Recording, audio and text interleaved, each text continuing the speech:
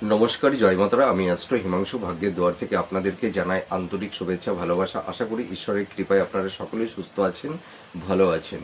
আজ আমি যে রাশিটিকে নিয়ে আলোচনা করতে চলেছি সেটা হচ্ছে মকর রাশি। আপনারা যারা মকর রাশির জাতক জাতিকারা আছেন, 2026 আপনাদের হেলথের জায়গাটি কীরকম থাকবে।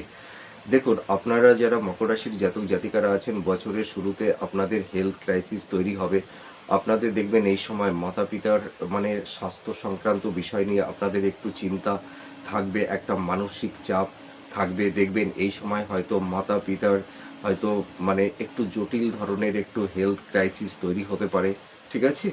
এর পাশাপাশি আপনাদের হেলথের জায়গাটাও কিন্তু বছরের শুরুতে ভালো থাকবে না। আপনাদের এই সময় দেখবেন পেট সংক্রান্ত, লিভার সংক্রান্ত, ঠিক আছে, তারপরে অ্যাসিডিটি, তারপরে মহিলাদের একটু গুপ্ত হয়তো একটু গাইনোকালি প্রবলেম।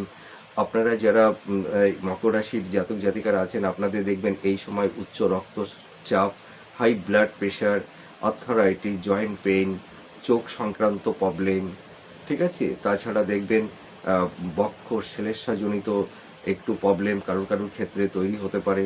তাছাড়া এই সময় দেখবেন আপনাদের এই বছরের শেষের দিকে হয়তো হালকা কিছু সার্জারি বা অপারেশনের যোগও কিন্তু কিছু কিছু জাতক জাতিকাদের ক্ষেত্রে তৈরি হবে।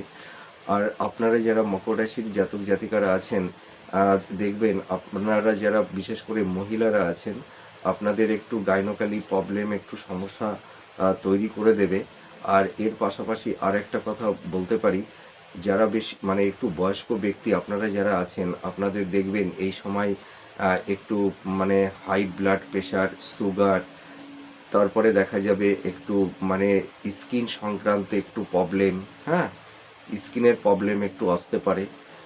আর এছাড়া দেখা যাবে যে হয়তো আম, আপনাদের এই সময় কিছু আকস্মিকভাবে হয়তো কারুর কারুর ক্ষেত্রে, সকলের ক্ষেত্রে না, হয়তো একটু চোট আঘাত, হয়তো শরীরের কোনো অংশে একটু চোট আঘাত লাগতে পারে, বা কিছুতে ফ্র্যাকচার হতে পারে। এই ধরনের একটু সম্ভাবনা তৈরি হবে। তো আপনাদের বছরের শুরু থেকে মোটামুটি 5-6টা মাস আপনাদের হেলথ নিয়ে একটু সমস্যার মধ্যে থাকতে হবে, কিন্তু জুন জুলাই মাসের পর থেকে আপনাদের হেলথের জায়গাটি অনেকটাই ভালো হবে। তো আমি একটা কথা বলতে পারি, আপনারা যারা ধরুন দীর্ঘমেয়াদী রোগ ব্যাধির মধ্যে যারা ভুগছেন, আপনাদের এই সারা বছরটা কম বেশি একটু সমস্যা, একটু ডিস্টারবেন্স একটু থাকবে।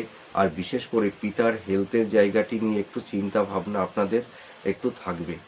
তো যাই হোক, আপনাদের কেমন লাগলো এই প্রেডিকশনটি আপনারা কমেন্ট করে জানাবেন।